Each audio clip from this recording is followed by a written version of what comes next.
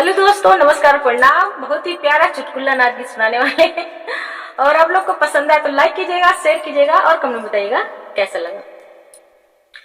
मोरी बारी उमर गौने जाबो जोकीन, मोरी बारी उमर गौने जाबो जोकीन, गौने जाबो जोकीन, पैसा पाए दुई तीन, गौने जाबो जोकीन, पैसा पाए दुई तीन, एकठी फटही निकर गए, एकठी चलबो नाकिन, एकठी फटही निकर गए, एकठी चलबो नाकिन, दुईठी फटही निकर गए, एकठी चलबो नाकिन, मोरी बारी उमर गौने जाबो जोकीन, मोरी बारी उमर गौने जाबो जोकीन, जोन चलबो जोकीन, हंडलाए दुई तीन, जोन चलबो नाकिन, हंडलाए दुई तीन, दुईठी फुटहा निकर गए, एकठी चढ़बो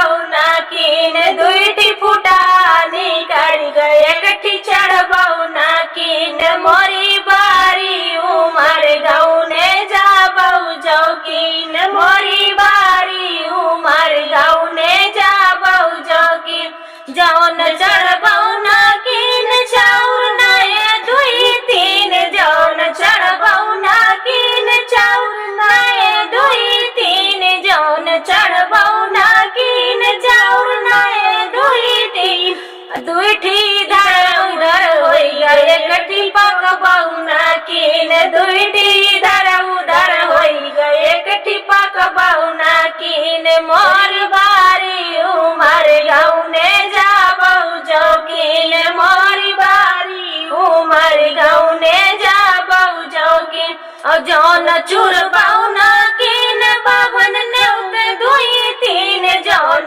चुरबो नाकिन, बाभन नेउते दुई तीन, जौन चुरबो नाकिन, बाभन नेउते दुई तीन, दू ठिकाना निकर गए, एकठी सुनबो नाकिन, दुई ठिकाना निकर गए, एकठी सुनबो नाकिन,